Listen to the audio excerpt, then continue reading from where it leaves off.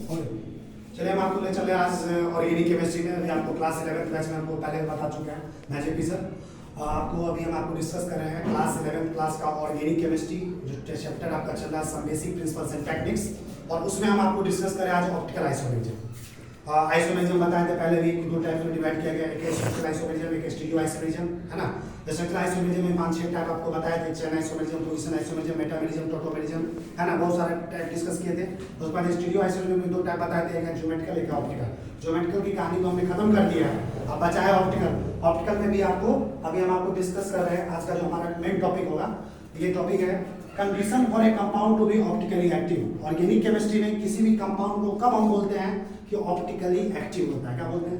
परीक्षा में तुमसे पूछेगा, कोई कंपाउंड दिया रहेगा ऑर्गेनिक कंपाउंड, कार्बन हाइड्रोजन से बना हुआ कंपाउंड, कि बताइए ऑप्टिकली एक्टिव है कि नहीं। अगर जो कंपाउंड ऑप्टिकली एक्टिव है तो ऑप्टिकली एक्टिव, और जो कंपाउंड ऑप्टिकली एक्टिव नहीं है उसको हम बोलते हैं ऑप्टिकली इनएक्टिव। क्या बोलते हैं?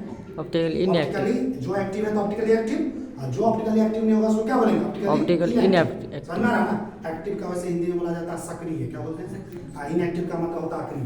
तो हम पहले जानते हैं कि किसी भी ऑर्गेनिक कंपाउंड को ऑप्टिकली एक्टिव कब बोला जाता है, और अगर किसी कंपाउंड को हम ऑप्टिकली एक्टिव बोलते हैं तो उसके लिए क्या क्या कंडीशन होना चाहिए। देखो, सबसे पहला कंडीशन है कंपाउंड शुड बी कायरल। क्या लिखा हुआ है? Compound should be chiral. Optically active होने के लिए कंपाउंड को क्या होना पड़ेगा? कायरल। क्या होना पड़ेगा? सवाल यहाँ पे पैदा होता है कि ये कायरल होता है क्या? कायरल कार्बन कहते हैं किसको है? कायरल कार्बन का बहुत सारा नाम है। कायरल कार्बन को कहा जाता है एसिमेट्रिक कार्बन। क्या कहा जाता है? याद रखो, कई बुक में लिखा रहता है कायरल कार्बन को क्या कहा जाता है? Asymmetric carbon. तो जो भी कार्बन कायरल कार्बन होता है, जो भी कार्बन एसिमेट्रिक कार्बन होता है, उस कंपाउंड को बोलते हैं ऑप्टिकली एक्टिव। क्या बोलते हैं? अब देखो कब बोलते हैं कायरल कार्बन क्या होता है, तो देखो chiral carbon, if a carbon atom is attached with 4 different groups then it is called chiral carbon।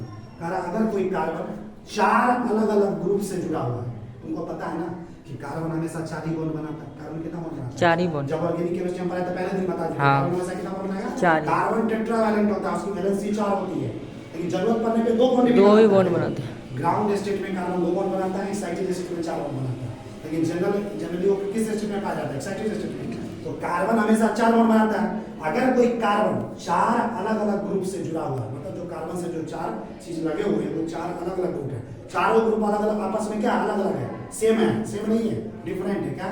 4 अलग-अलग डिफरेंट ग्रुप से अगर कोई कार्बन जुड़ा होता है तो ऐसे कार्बन को क्या कहते हैं? Chiral carbon. क्या बोलते हैं?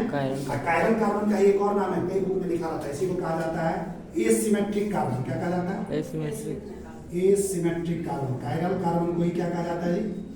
Asymmetric carbon. कायरल कार्बन को कहा जाता है इसमें। कब किसी कार्बन को बोलेंगे कायरल कार्बन या एसिमेट्रिक कार्बन? जब वो 4 अलग-अलग तरह के ग्रुप से जुड़ा हुआ है। कायरल कार्बन जो होता है, तुम ही सोचो ना, कार्बन 4 ग्रुप से जुड़ा हुआ है, मतलब कितना बॉन्ड बना है? 4। तो बताओ इस कार्बन का हाइब्रिडाइजेशन क्या होगा? देखो सिग्मा बॉन्ड, देखो 2 sigma bond, 3 sigma bond, 4 sigma bond, loan करके आ 0। 4 सिग्मा बॉन्ड प्लस 1 पेयर 0। कौन सा हाइब्रिडाइजेशन होता है? sp3 आता है। sp3 यानी तुमको पता हो गया ना, कायरल कार्बन जो होगा कैसा हाइब्रिडाइजेशन होगा? sp3। कैसा होगा?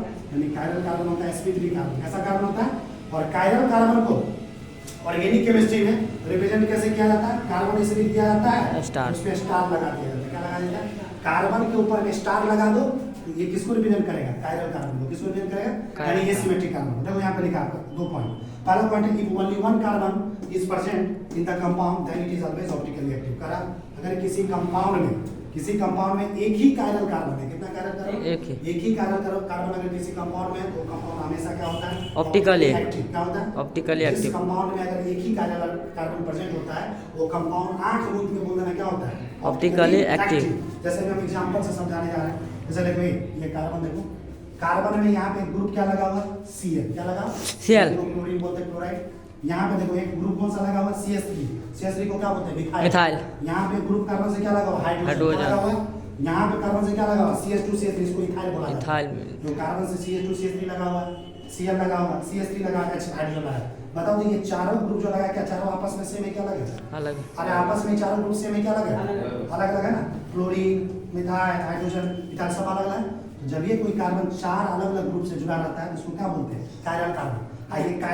ये कार्बन कायरल कार्बन है, इसलिए इसमें क्या लगा देते हैं? C star. क्या लगा देंगे? C स्टार लगा दो। पहचान होता है कायरल कार्बन का। तो यहाँ पे क्या लिखा? 1 कायरल कार्बन कंपाउंड। ये कैसा है?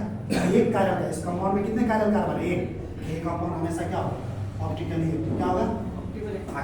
कैसा होगा? कायरल। कंपाउंड को क्या बोलेंगे? कायरल। अब देखो दूसरा एग्जांपल, देखो यहाँ पे कंपाउंड दिख रहा है, यहाँ भी एक कार्बन है, कार्बन के साथ कौन सा ग्रुप लगा है? OH। क्या लगा हुआ? यहाँ पे क्या लगा हुआ? Cl। क्या लगा हुआ? यहाँ पे क्या लगा है? NH2। क्या लगा हुआ? यहाँ पे क्या लगा हुआ? हाइड्रोजन। क्या लगा हुआ? तो बताओ ये जो है OH ग्रुप, हाइड्रोक्सिल ग्रुप, ये क्लोराइड ग्रुप, ये एमाइन ग्रुप और ये हाइड्रोजन ग्रुप, चारों अलग अलग है, किससे में अलग अलग है। तो ये कंपाउंड कैसा हुआ? कायरल। कायरल कार्बन है, तो कायरल कार्बन में क्या लगा है? C पे स्टार लगा दी।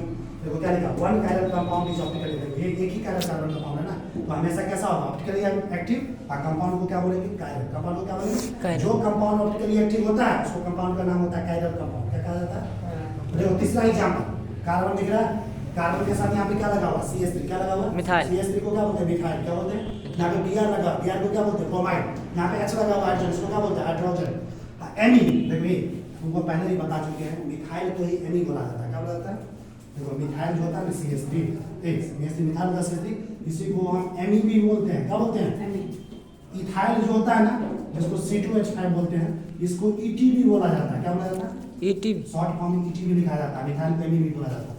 कहने का मतलब ये भी तो मिथाइल ही है ना, ये CH3 मिथाइल है, ये भी क्या है? मिथाइल ही है। तो दोनों ग्रुप आपस में सेम हो गया। कार्बन पे चारों ग्रुप अलग अलग होना चाहिए, एक भी ग्रुप सेम हो गया फिर गड़बड़ हो गया। तो क्या चारों ग्रुप अलग अलग है? अरे इस पे के चारों ग्रुप नहीं ना अलग है, ये कार्बन कायरल कार्बन नहीं है, देखा नो कायरल कार्बन, ये कंपाउंड कायरल कार्बन, चारों ग्रुप अलग होना चाहिए। यानी कंपाउंड कैसा हो गया? Optically inactive. जब ये कायरल कार्बन नहीं है तो कंपाउंड कैसा होगा? इनएक्टिव। अच्छा जब ऑप्टिकली इनएक्टिव होगा तो इस कंपाउंड को कायरल नहीं बोलेंगे, एक कायरल बोलेंगे। क्या बोलेंगे? एक कायरल। समझ में आ रहा? अब तो दूसरा पॉइंट, तो ये अभी जो हम तीन एग्जांपल से तुमको जो समझा रहे थे, जब किसी कंपाउंड में एक कायरल कार्बन, एक ही कायरल कार्बन, वो कंपाउंड हमेशा ऑप्टिकली एक्टिव होता है। लेकिन मान लो कोई बोले ऐसा तो जरूरी नहीं है कि हमेशा एक ही कायरल कार्बन हो। मान लो किसी कंपाउंड में दो कायरल कार्बन हो, क्या हो? तब क्या होगा? तो देखो दूसरा point, if two chiral carbon atoms are present in the compound then it may be optically active or optically inactive। अगर किसी कंपाउंड में दो कायरल कार्बन हो तो वो कंपाउंड ऑप्टिकली एक्टिव हो भी सकता है, ऑप्टिकली इनएक्टिव भी हो सकता है। वो कंपाउंड ऑप्टिकली एक्टिव भी हो सकता है और क्या हो सकता है? Optically inactive.